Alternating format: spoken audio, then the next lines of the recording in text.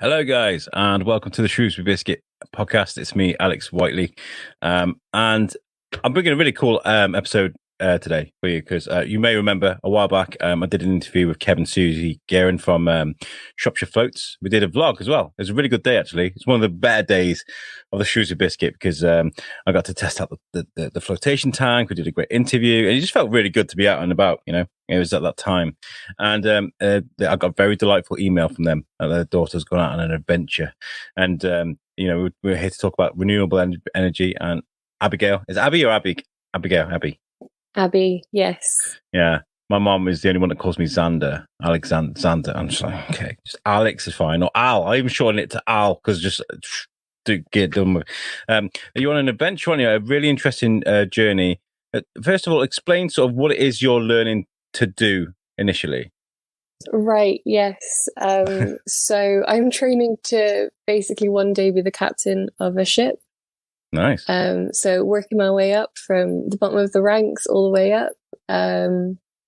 So yeah, I'm just spending quite a lot of time in college, and then right now I've got a year at sea to try and get in all of that experience, learn it all firsthand, and then hopefully be qualified as a third mate.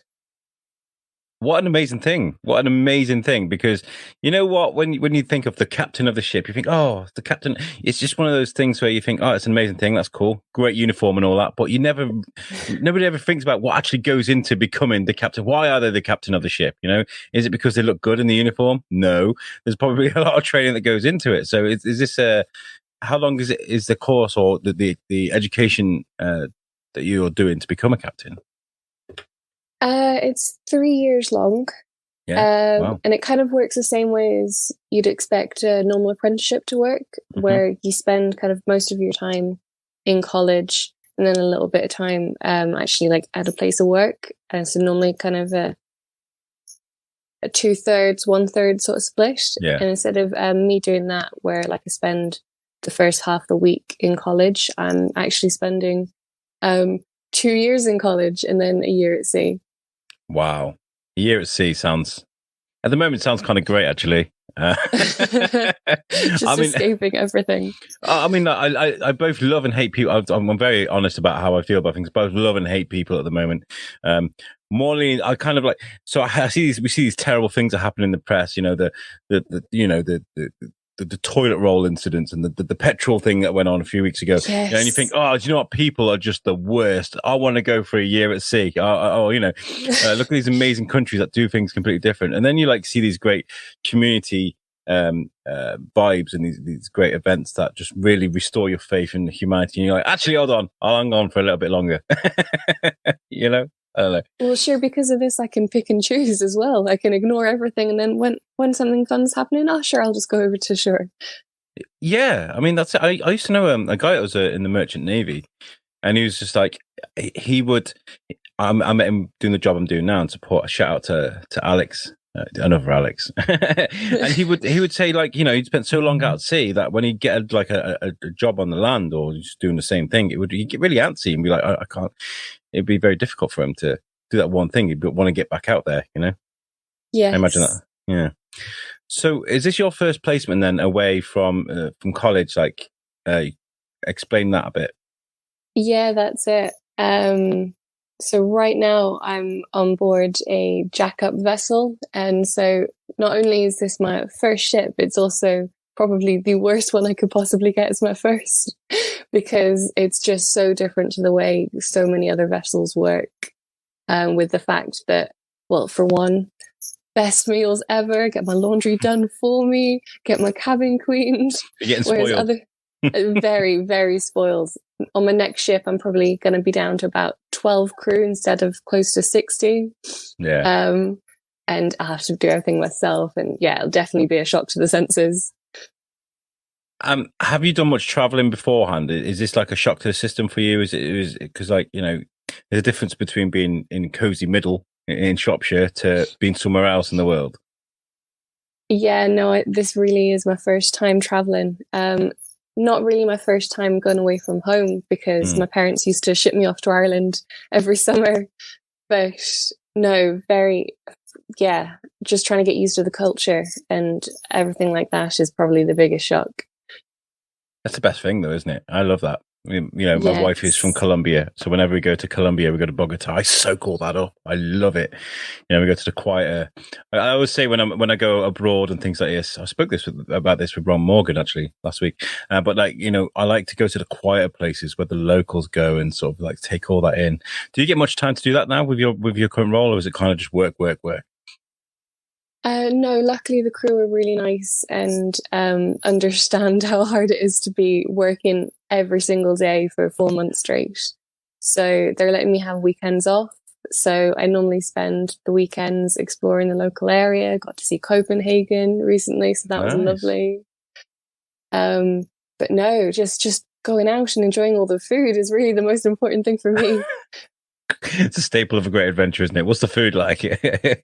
That's it. We went to. I remember we went to Bruges, went to Belgium, and we had like a shoestring budget, and we were like, "Oh my god, what are we going to do for food?" And we found out that Belgium really like their chips, just like us in the UK, and they like to like dollop loads of mayo or whatever it is, or the pink sauce all over the chips. I was like, "That'll do. That's fine. We're fitting in with the culture, and it's cheap." It was great. But you're out there doing an important job as well. You're part of a crew that go out and fix the wind farm turbines, right? Yes. So a different ship goes out and puts all of the bases into the seabed, and what we do is we bring the actual turbine and install that. So Wow. the ship can carry about five. It's the ship. The ship is about 160. Um, oh, Ooh, I've just caught myself out. yeah, that's How funny. long is it? It's weird how many times that happens. I forget my kid's age and all sorts of stuff on podcasts. It's very Yes. normal. Don't worry about it to be put on the spot. So it's a very big ship. Massive ship, but it can only take about five turbines. So if you just think of the size of them. Hmm. What an experience, though. What was your first reaction when you find? Obviously, you knew what you were doing. Nobody goes into these things sort of haphazard, like, "Oh, just going to go on a boat for a few." When you actually saw the scale of the operation, what was that like for you? It was insane, and it was just so strange to be out in the middle of nowhere, just surrounded by miles and miles of sea, and to just these massive towers outside of your cabin window every morning. It is insane, because you see these things in the distance. I was just in Skegness, looking out at the North Sea. Actually, so hey, and you see this. They've got this I'm out massive there. Yeah. And these tiny little things in the distance, and they're quite impressive. Me and my wife had this interesting discussion. Actually, she was like, "When you speak to Abby on the podcast, tell her that they're an eyesore." And I was like, "Well, yes, there may be something, an odd thing to look at, a very unnatural thing to see out in the distance there, but they have a very important job, actually. So I think I prefer to see these things in the distance and know that the planet's probably going to survive a little longer than not. So, I mean, there's lots of people that have these different opinions on these things. And I well, guess. at sea, the turbines are replacing oil rigs, and surely the turbines are quite a lot prettier than that. Yes, but they are strikingly huge, aren't they? Yes. This is to get real close to one to understand. If you guys have driven past a wind farm, you'll understand, or if you've probably even worked on one. But they're very tall as well. They're very, very, very, very. I'm scared of heights, and I look at the top of a wind turbine, and I'm like, no, never, not once, not in in my entire life. Quite daunting, right? Yeah, standing at the base, looking up and seeing all the ladders that you have to go up to get to the top, I'm just, no thanks. And have you met people that are just like, yep, off I go then, and straight up the ladders they go? Yeah. I don't understand it. Wow. Unbelievable. I could never do something like that. No, like I said, never. So what kind of work did you have to put into then to learn about how these wind turbines work, and sort of like what your role is gonna sort of entail? Well, another way that this ship works differently is that up on the bridge, we don't really have any contact with the cargo or anything like that. That is all left to the people we hire on board. So my part of it is mostly just making sure the stability of the ship is right for when we're sailing. But I did get to have a tour around them and learning about how they all work and the kind of the engineering behind it. And that was very, very interesting. I imagine. I guess it's a liability thing, right? So you can like put your hands up, like we didn't touch it. If it broke, it's your fault. Yes. Yeah.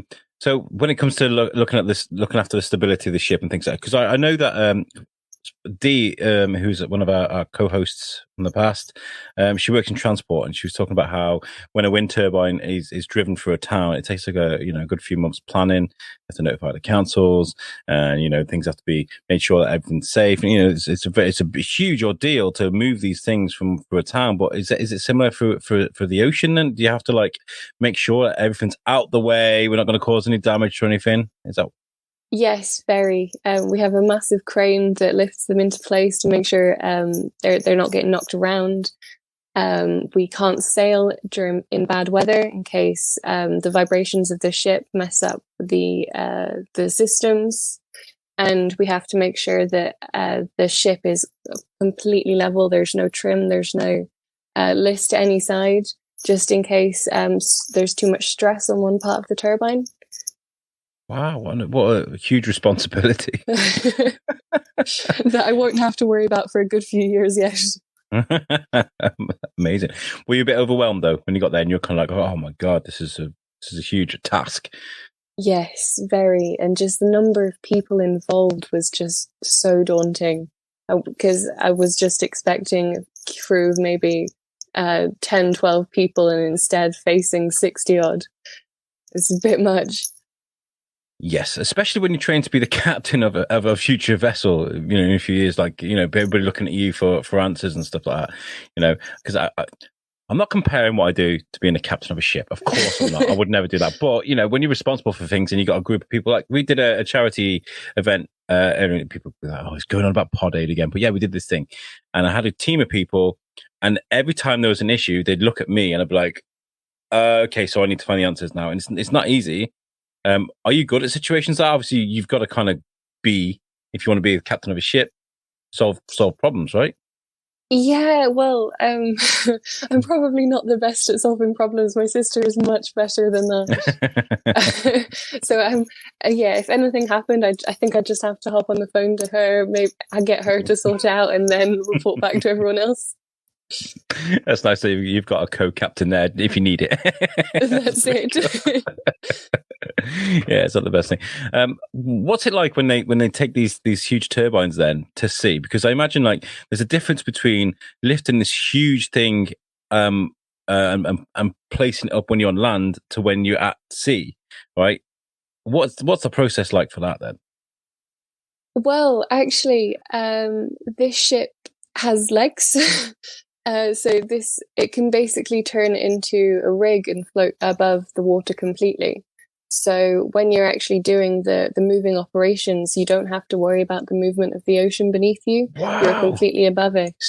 Yes. That's amazing. That's fantastic. Wow. I love it. What was that like seeing that for the first time? Was that overwhelming? Loud. Very loud. But no, it's just so strange seeing like really, really rough seas out in front of you, but then not being able to feel it at all. Yeah. I imagine that's actually really good. Actually, I remember we went to I can't remember where it was. I think it was Greece. Went to Greece and we went on a boat trip, and they parked up to look at the dolphins that they do. It's very generic kind of, oh, let's look at the dolphins. But they parked, and it was like a 2-tier boat, and it was going like this, and we were on the top, and everyone was holding on for dear life because we were just doing. Why would you want to do that for? I mean, if you get paid good money for it, I suppose. I mean, are you used to that kind of thing? Does it scare you? Is it just like part of the job? I mean, No, that seems terrifying to me. I definitely want to end up on the bigger ships that can just cut through the waves instead of having to go over everyone. Yeah. I still don't even know if I get seasick, so... Wow, can you imagine that? Here is your new captain, Abi Guerin. Here we go. And you just like... Hold on. Hilarious. Oh, God. Do you have an event, business, or promotion that needs advertising? Well, the Shrewsbury Biscuit is here for you. With listeners local, nationwide, even worldwide, we have the perfect place to get the word out. And the Shrewsbury Biscuit podcast is a registered CIC, so you'd be helping us while we help you. Drop us a line at shrewsburybiscuitpodcast@gmail.com and speak to us today. The Shrewsbury Biscuit Podcast, the voice of Shrewsbury. Have you learned new things about renewable energy with this then? Have you had to put some research in and learn some new facts, some things that really shocked you, or, you know, things that sort of maybe reinstalled your feelings for this sort of thing? Yeah, the main thing was the environmental considerations that they make when putting the turbines out. So, because they have to, for example, they have to drill a hole to be able to put the teepee in that the turbine sits on. Because that's quite loud. So what they have to do to mask the sound to protect the environment around it is they have like a curtain of bubbles that absorbs the sound so that it it can't be heard past it, which is quite cool. Doesn't disturb the wildlife sort of thing. That's it, yes. Then there's other things like the legs that go in the water, they have to be well greased up, but the grease then goes in the water. But then I found out that it's biodegradable. So again, there's no oils or anything going in the water when these do. So that was another. Wow. Again, right? Seeing these things in Skegness, I'm looking at these things. Oh yeah, they turn the wind into power. I'm not thinking about issues like you never do. You never think about things like that. That's fascinating to hear about. Wow. No, yes. Oh. And you know, there's always an argument. I don't mean to be negative on the biscuit, you know, guys. I like to be positive, but when it comes to things like this, there's always an argument for these, like, oh, I don't want those horrible things in the sea. I don't want to see them things. Have you had to look into that and sort of, I don't know, have people disappointed you? I guess is the question in their arguments against wind farms. Yeah. Haven't actually experienced much since I've been out here, since everyone is so used to turbines and everything. But I'm sure I'll have loads of questions when I come back home. This is all really fascinating to me because, like I said, it's not something we talk about, and I love finding out about culture and finding out about how things work. It's kind of why I do what I do, really, especially when it comes to like speaking to like authors and artists and things, taking a walk around someone's head and working out how they click and sort of stuff. That's great. But this kind of thing as well is really important because I do think that, you know, this engineering work is work that will go on to just help, you know, things keep clean and stuff. And then there's young folks like you that are just going out there and being the new faces, the new leaders, you're the next generation of people that's going to, you know, drive these things forward. I mean, whether you go on to be a captain of a P&O ferry, or whether you be going on to do science vessels, or whether you go on to do amazing adventures, you're doing things that I can't, and I really do appreciate that, you know, genuinely. So well done. Oh, but then you're doing things that I can't as well, so it just... I mean, like, I just sit there and talk in front of a microphone. I mean, I'm doing this in my bedroom. Can you see? I've got, you know, Master Chief sat there behind me. You know, I'm cozy.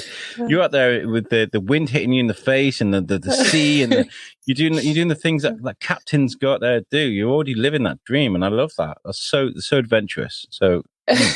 So we won't mention the 2-hour-long coffee breaks that I have multiple times a day. Wow, I mean, you deserve that, I guess. Yes.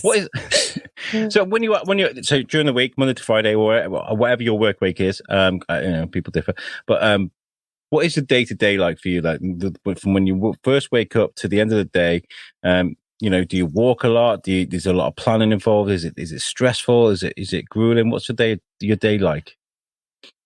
Well, every day is definitely very different. Um, but well, for me, I work a 6 hour shift, sorry, 12-hour shift from 6 a.m. to 6 p.m. So very, very long day. I normally start up on a bridge, find out what's happening, what everyone's doing. And since I am a cadet and I'm here to learn, I try and make sure I spread my time between all of the different departments on board. Mhm. So maybe one day I'll be down on deck, chipping and painting, cleaning, just doing the general maintenance of the vessel. Or I'll head down to the engine room and learn what they're doing.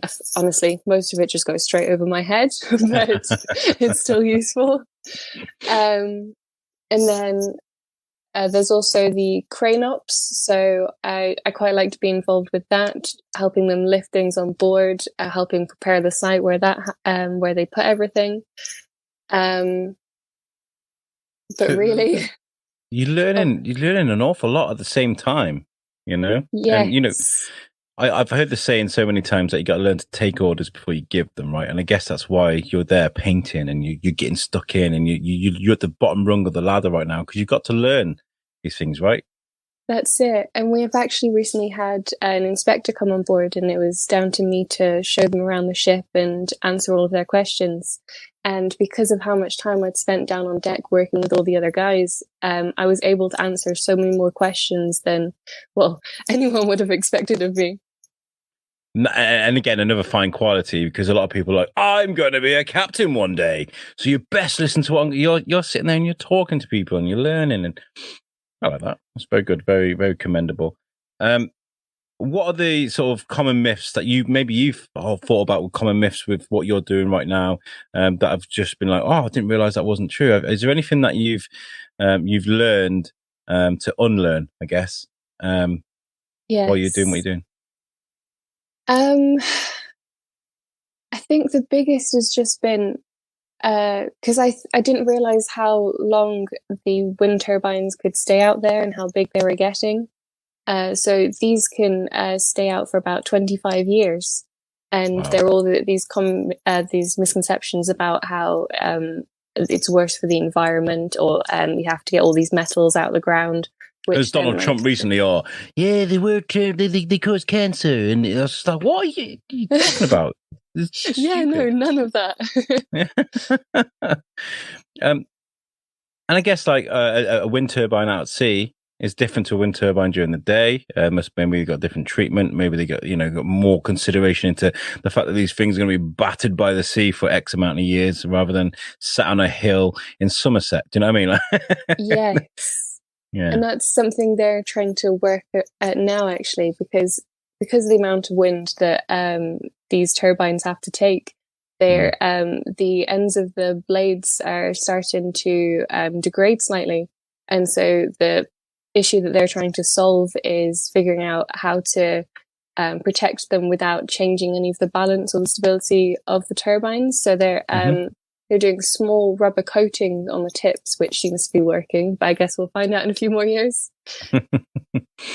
And what's a living condition? I take it that's your room there that we can see behind Yes, you. Is it it is. just so is it have you had to adapt in many ways, or is it just like going from one room to another? Have you got all the luxuries that you have at home whilst on board? Definitely not. Yeah. No. Had a baggage limit for coming on board, and I definitely went over that, and still probably could have gone over again twice. Oh, so you don't have as much there to sort of keep yourself entertained, or to home comforts, warm comforts. Not really, no. But luckily, Amazon is still a thing. I can order everything I want, and well, the ship has pool tables and table tennis and TV set up for everyone. So, and a gym that I definitely do not use. That's fantastic. It's amazing though that you can just, because you've got all these grueling hard days, and it's nice to be able to sort of just have a bit of downtime as well. So that's very lucky, very good. Yes. And what have you learned so far? Is there any challenges that you've put yourself through that you've because sometimes, like for example, this week I've just done right. I looked at my calendar at the beginning of the week and I thought, oh my god, I'm never going to see my family. I'm not going to get through this. But today, do you know what? I woke up and I was like, I feel amazing. I got through the week. It battered me and I felt terrible, but oh boy, do I feel good. Do you have those scenarios for you? For me, it's just having to constantly be switched on, constantly learning, constantly having to talk to people, because it is just exhausting being surrounded by people 24/7. But you kind of learn to just take a step back. You don't always have to be with everyone. You can just go back to your cabin and sit and chill for a couple hours before you go out and see everyone. That's really nice. That's really good. And during your year out, are you got any plans to come? Can you come back on leave, or is there any of that going on, or are you just out there for a year? Well, I have to go on lots of different types of ships. So cool. I'm out on this specific one for a total of 4 months. And then I get given my next ship, which we're thinking will be like a bulk carrier or maybe an offshore supply vessel. But the bulk carrier would mean a lot more long distance trips, getting to see more of the world, maybe longer in port. So that seems quite exciting. That sounds really good. Maybe we can do catch up with Abi. We can find out where you are in the world. That'd be amazing. Let's do that. Yes, let's do. Oh, that'd be great because we got one of Shropshire's own going up there traveling the world. Why not document it? And, that'd be really good. And that's where we find out I'm just sat in Somerset next trip, not really doing anything. Or it's over the deck. I love wouldn't make the best podcast. Oh, God. How many? Have you made new friends while you're over there as well? That's a really important thing. People don't realize, you guys, you stepped away from your home, you're away from your family and stuff. So it's not easy being on your own. So have you managed to meet new people and sort of fit in well? Definitely love the crew, love everyone. Definitely will be holding on to some of these friendships. It's just quite tricky being the youngest by about 10 years. So, we don't really have quite as much common ground, but sure, we try. Well, I mean, this is all experience, though. I find that I've had to learn that as well. I've always looked up to my peers, the older people that I know I can get a lot from and learn a lot from. But at the same time, when you get to my age, I'm 35 years old, you've got to start looking to younger folks to start learning too. And I have doing what I do with the biscuit and with USUC and all the stuff that I do. I do speak to a lot of the younger generation and I learn a lot. And, there's a lot to be said about learning from your younger generation about what's going on in the world and how a different outlook, because, I've learned that the younger generation really do care about the planet a lot more than what sort of maybe what we do and what the older generation before me did, and it's really important. And it's true as well. There's a lot more sustainable businesses being made around green values, and I really do appreciate that. And it's because of these initiatives that what you're working on. Kind of the successes of them really do sort of help. So. What's next for you then? So how long are you there for now? Did you say you got in 4 months' time you're going on a different ship? Or? I'm on this ship for a total of 4 months. So I'm finally getting off in 7 weeks, just the week before Christmas. Oh, no.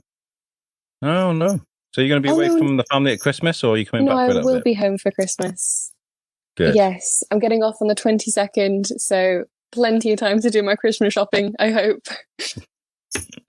Well, I think what you're doing is amazing. Honestly, if we can do another podcast in when you get on your new ship, let's do that. I mean, it said here though that your dad is looking at using green energy to power his business, right? Because of the adventure you're going on, right? Yes, that's exactly it. It kind of opened up his eyes to the different ways you can do things, really. You don't have to go with just the same old boring energy provider. You can go for one that only supplies clean, renewable energy. Yeah. I wonder how easy it is to switch those from your typical, sort of supplier to green energy, some of the wind turbine only or something. I don't know. I'll have to do some research into that. Oh, but it is so easy.